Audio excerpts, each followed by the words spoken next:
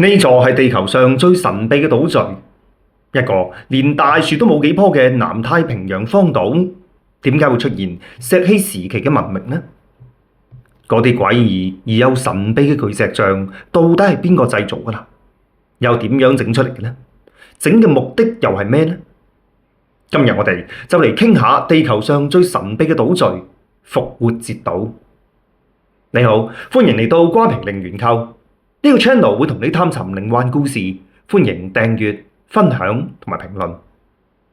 1722年嘅復活節，荷蘭西印度公司嘅探險家雅各布·羅克芬率領嘅一支艦隊，首次發現咗呢個位於南太平洋嘅小島。羅克芬之後即刻喺航海圖上面用筆記低咗呢個島嘅位置，並且喺旁邊標注復活節島。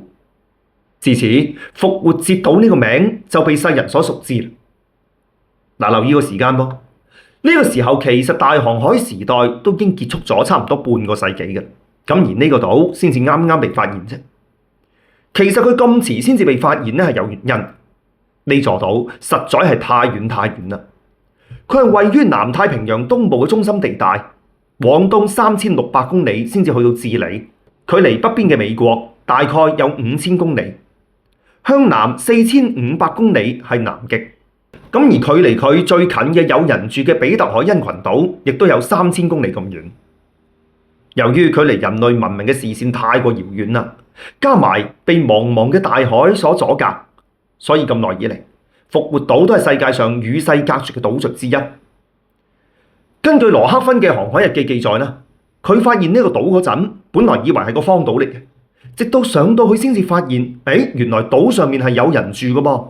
數量大概係2-3千人啦。佢喺島上發現咗幾百個神態各異、極其神秘巨石像，每一座都高達幾米，甚至乎幾十米，重嘅亦都有10幾噸到幾十噸。但係見到島上面嗰啲土著居民，明明係處於石器時代嘅噃，嗰啲零零散散嘅石器時代嘅人，居然可以整出啲咁犀利嘅巨石像，冇人知道呢一切應該點解釋嘅。自羅克芬開始，呢個疑惑就困擾咗人類社會足足3個世紀啦，一直去到21世紀，人類嘅科技有咗質嘅飛躍之後呢，各國嘅考古學家喺島上面不停都有發現，咁樣先至慢慢揭開咗島上面嘅驚人真相。我哋印象當中復活節島嘅巨石像應該係咁嘅，喺寬闊嘅草原上面露出咗一個巨大無比嘅頭同埋肩。每一個面型都好長，面上面鼻梁好高，眼窩好深，有啲頭上面仲戴咗一頂好奇怪嘅帽添。成個石像睇上去好詭異、好神秘，但係其實我哋一直以嚟都錯咗。佢真正嘅樣其實應該係咁嘅，因為我哋見到嘅呢，只係佢露出地面嗰一細忽，地下仲有佢嘅另外一半。佢唔單止有露出地面嘅頭同埋膊頭，仲有收埋咗喺地下嘅手同埋軀幹。佢嘅身軀一直延伸去到膝頭哥，並且喺背脊嗰度呢，仲刻畫住令人難以理解嘅符號添。而除此之外，島上面所有巨石像都有一個奇怪共通點噃，就係無論被放置喺島上面嘅咩位置都好啦，佢哋塊面始終係向住同一個方向。點解係咁嘅呢？各國對石像嘅考古工作都毫無進展，咁於是佢哋就將視線轉移去到另外一個地方，就係島上嘅土著居民。佢哋想借此揾到關於石像嘅奧秘同埋復活島文明嘅起源之謎。首先就係呢啲原住民係由邊度嚟嘅呢？佢哋嘅生產力水平好有限嘅，就同非洲叢林入面嘅原始部落差唔多。咁佢哋點解會生活喺呢個與世隔絕嘅小島上面呢？19世紀末嘅猜測係原生種族起源論。呢個講法係根據達爾文嘅進化論，認為太平洋各個小島嘅土著部落都唔係外來嘅，而係由各自島上面嘅猿人進化而嚟嘅。呢個其實有少少吹水㗎嚇。人呢種喺地球上面最高等級嘅生物，係咪真係可以喺嗰啲豆腐潤咁大嘅島嶼上面一步一步進化到出嚟呢？而且喺唔同嘅島上面進化出嚟嘅原成態竟然仲咁似添。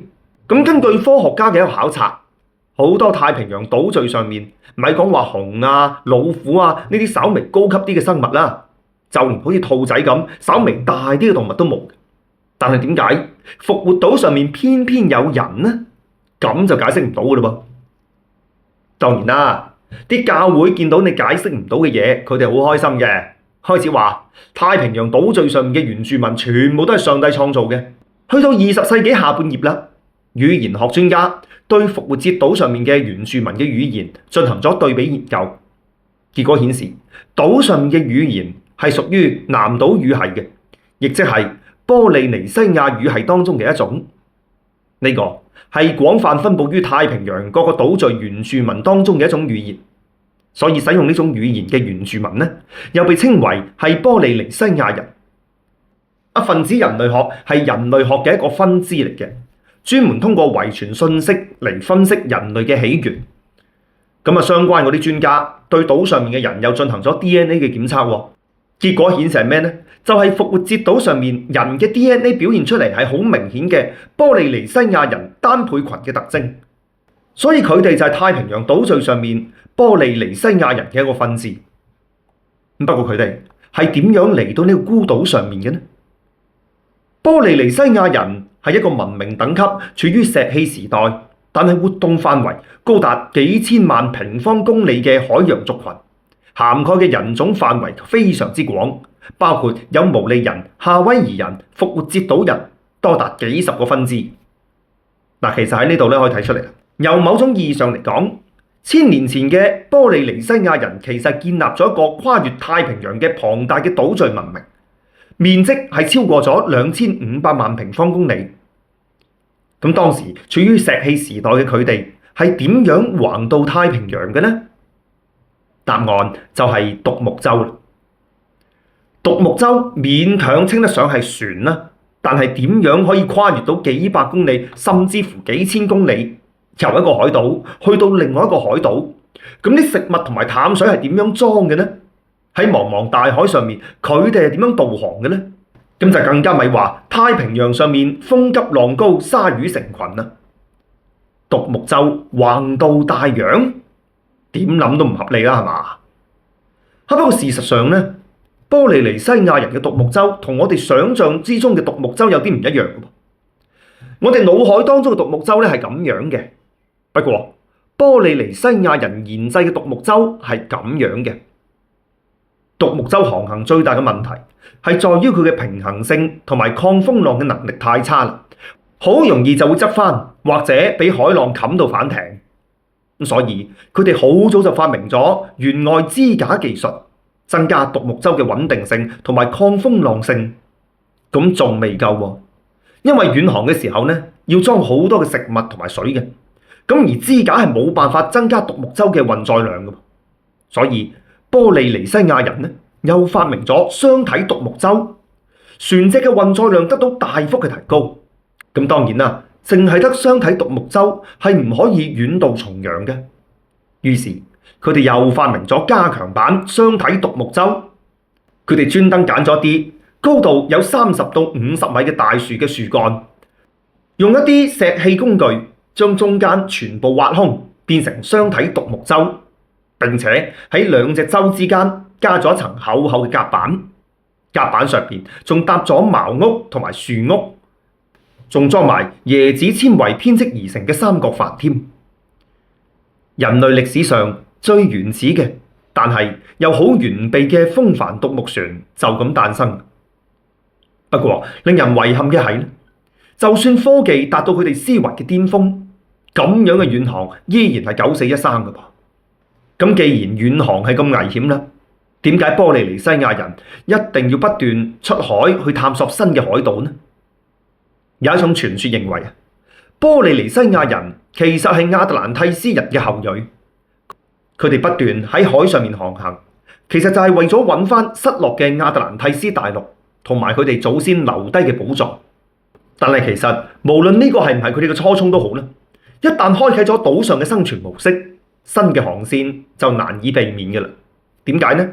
因為每個島嶼嘅面積都係固定嘅，上面嘅資源亦都係有限嘅。一旦用完咗，冇其他選擇，就只能夠換下一個島。咁如果控制人口控制得好嘅話呢，確實係可以延長喺一個島嶼上面嘅停留時間。咁而佢哋都意識到呢一點嘅噃，所以佢哋嘗試去控制總嘅人數，甚至乎會採取極端嘅手段，例如話對一啲男嬰去實行閹割，令到佢哋一出世就失去咗生殖嘅能力。不過雖然努力咁去限制出生率，不過某啲島嶼依然會出現人口激增，導致咗戰爭同埋要放逐多餘嘅人口嚟尋求新嘅生存機會。所以佢哋唔係去揾寶藏，而係去揾生存機會。咁至於航向啦，好多人都覺得佢哋係咁啱得咁巧喺度漂流，但係其實唔係嘅。波利尼西亞人佢哋有豐富嘅航海知識同埋航海技術，咁而呢啲知識咧已經係俾各族中嘅領航人代代相傳㗎啦。嗰啲領航人係通過師徒之間嘅口口相傳嚟傳授知識嘅。每一個領航人都需要經過20年以上嘅學習，先至可以熟練咁掌握技能。自然界當中嘅一啲基本元素，譬如話風啦、海浪、太陽、月亮、星星、海鷗、魚等等，都係佢哋航向重要嘅組成部分。佢哋可以通過辨別太陽、月亮、星星嘅方位嚟對船隻進行定位，通過海浪嘅湧動嚟辨別洋流嘅走向，然後通過對魚類嘅觀察嚟確認自己所處嘅海域，又通過觀察海鳥嘅種類嚟判斷係咪附近會有海島或者陸地呢？又譬如就好似白面鷗咁，最多只能夠飛行60公里左右嘅啫。如果你航行途中發現咗白面鷗，咁就講明60公里範圍之內會有島嶼或者有陸地。呢個時候，波利尼西亞人只需要做一件事就得啦，就係跟住嗰隻海鳥走。咁一旦將成套嘅導航系統學識咗啦，領航人就可以唔借助儀器嚟辨別正確嘅航向，去揾到目標島嶼。其實有好多人都質疑過呢種航海能力嘅，因為獨木舟穿越大洋其實唔太現實。但係而家嘅波利尼西亞人呢，為咗證明自身嘅種族喺航海上嘅卓越能力，佢哋總部位於夏威夷嘅波利尼亞航海學會就喺1975年參考傳承嘅古老造船技術同埋庫克船長當年留低嘅草圖，整咗隻18.7米長、5.8米闊嘅加強版雙體獨木舟荷居里亞號。呢隻船後嚟由波利尼亞土著老一輩嘅領航人皮埃盧格作為船長，帶領住一班勇敢嘅波利尼西亞族嘅水手由夏威夷出發，挑戰遠距離嘅航行。今次航行全程係冇用到任何現代嘅航海技術同埋設備，淨係憑藉住古老嘅航海方法，穿過咗4400公里，去到南太平洋上面嘅大溪地，用事實去證明咗波利尼西亞人喺幾千年前就擁有橫渡大洋嘅能力。去到1980年，新一代嘅領航人湯神再次完成咗呢個創舉，並且返回，足以證明波利尼西亞人嘅航海能力係相當之強大嘅。不過，雖然有船有航海技術，但係有一點都唔可以否認嘅，並唔係每個踏上征程嘅部落都可以揾到新嘅家園嘅。今日我哋見到島上面嘅原住民其實都好好彩。歷史上我哋唔知有幾多嘅船隊係葬身大海，呢個可能先至係最殘酷嘅真相。波利尼西亞人向住各個方向航行，最遠嘅一支一直向東，並且好好彩咁有命去到復活節島，咁先至慢慢展開咗奇特嘅復活節島文明衰亡史。喺19世紀60年代，歐洲嘅傳教士就喺復活節島上面發現咗種奇怪嘅木板，上面刻住好多奇怪嘅符號嘅，被當地人稱為朗哥板，意思即係話識講嘢嘅木頭。呢樣嘢當時俾傳教士摧毀咗好多，而家嘅數量呢，淨係得返24塊嘅啫。近年嚟，呢種小木板俾考古學家反覆去研究，並且破譯咗其中一部分嘅符號同埋內容。根據木板上面嘅朗哥文記載到咧，復活節島上面第一批居民其實係波利尼西亞島上面被放逐嘅一批人。波利尼西亞群島喺復活節島嘅西面，距離復活節島大概2000幾公里。咁呢批被放逐嘅人一共有7個，佢哋喺海上面經過多日嘅漂流，最終好彩發現咗呢個島。咁當時島上面咧就唔似話家下咁荒蕪嘅，而係有大面積嘅亞熱帶森林。森林入面住好多動物，有好大棵嘅棕櫚樹，結住大大片嘅果。咁首領見到，哇，呢度都得得地喎，揾到下食喎。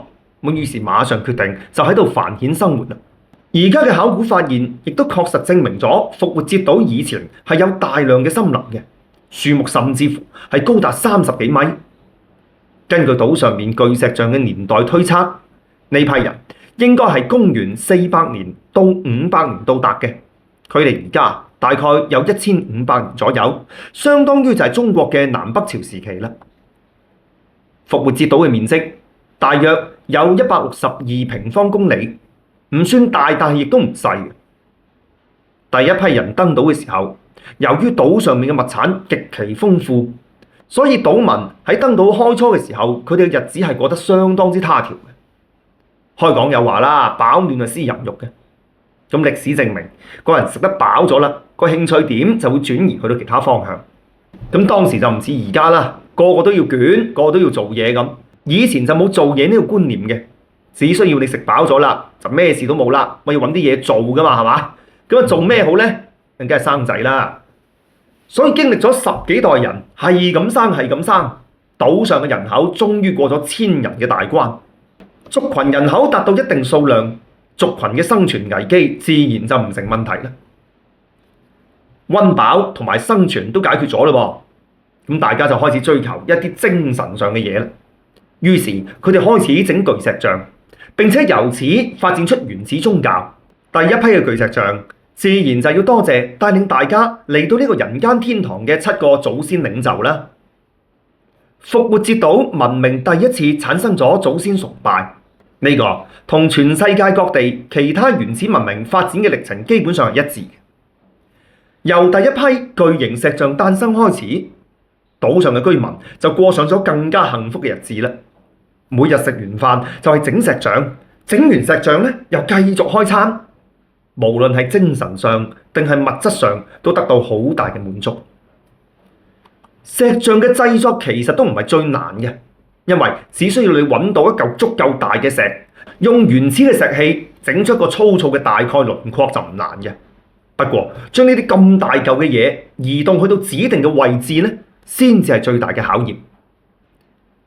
喺2011年，考古學家實驗移動石像嘅方法，用3條繩綁住石像嘅左、後、右3個位置，用人力左右去拉，後面做固定，令到石像可以擺動起嚟。石像真係可以成功咁開始喺地下度行噃。就係咁，石像製造嘅謎團終於解開咗啦。而喺復活節島上面，咁過咗幾百年之後咧，又有問題咯。因為嗰啲島民嘅信仰咧，慢慢分成咗11個到12個嘅派別。咁呢啲派別係點產生嘅呢？分歧又喺邊度呢？現代嘅學者一時三刻係未搞得清楚嘅。咁喺幾百年嘅時間入面，分成幾派嘅原住民咧，又喺島上面打生打死，贏咗嘅嗰邊咧就會推冧打輸嗰一邊嘅石像，嚟表示自己贏咗啦、勝利咗啦咁。而家大家見到嗰啲巨石像全部都棟篤企嘅，其實智利政府為咗發展旅遊業，專門派人過去扶翻正嘅。當初好多巨石像喺啱啱發現嘅時候係全部冧低晒，咁而戰爭結束之後，輸咗嗰一邊咧又忍辱負重，重新草拋。當佢哋覺得可以去報仇、去翻桌嘅時候，又會發兵去打翻原先贏咗佢哋嗰啲人。無他，最緊要嘅咧就係擁冧對方嘅巨石像。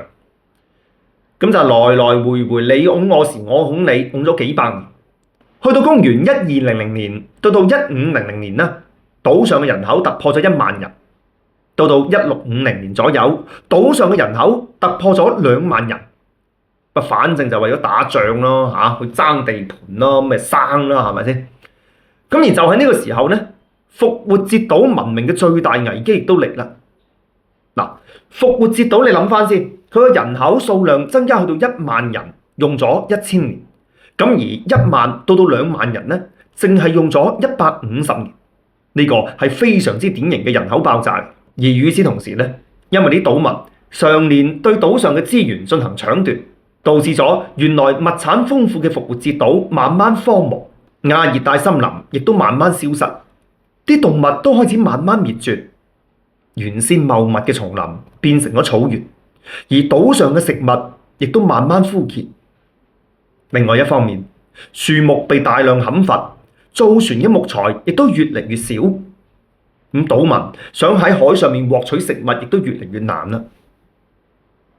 當人口爆炸，又遇上資源匱乏，悲劇就係咁出現。去到1650年左右，島上仲有2萬人，咁而有啲學者呢，根據考古遺跡，甚至乎推測係有3萬人嘅。不過1722年，羅克芬發現呢個島嘅時候，島上面淨係得2000人，短短唔夠幾百年嘅時間，復活節島嘅人口數量瘋狂咁下降咗90%咁多。咁嗰啲人到底去咗邊度呢？答案係餓死咗，或者係俾人食咗。考古學家喺島上面發現咗一啲被掄過嘅人骨嚟支撐呢個理論。復活節島上面所有嘅食物幾乎都俾島民食晒，一啲木質嘅住宅亦都被不停咁拆，用嚟整船仔。最終復活節島變成一片荒蕪，除咗啲巨大嘅石像同埋剩低嘅原住民之外，島上面再都冇其他嘢。咁到家下，考古發現咗島上面有好多手掌咁大嘅石刻鳥人像，充分咁表現出島民喺面對絕望嘅時候，佢哋希望好似雀仔咁可以離開呢座島。不過最近嘅美洲大陸亦都喺3600公里以外，佢哋根本就走唔到啦。最終佢哋只能夠監生困死喺呢個太平洋嘅孤島上面咯。但睇到呢度，你有冇隱約覺得好似有啲乜嘢似曾相識嘅地方呢？係啊，呢個咪就係地球文明嘅縮細版咯。人類係地球呢座宇宙孤島上面嘅復活節島人，咁而地球外面茫茫嘅星空就係封鎖復活節島嘅太平洋啦。人類持續咁互相掠奪資源，並且要將資源消耗晒，同時仲冇辦法喺宇宙當中揾到出路添。咁復活節島上面嘅悲劇就肯定會喺地球上面重演，人類好可能會喺互相殘殺之後走向滅亡嘅。你話呢？今日我哋嘅故事就講到呢度，呢個 channel 會同你探尋靈幻故事，歡迎訂閱、分享同埋評論。我哋下期再見。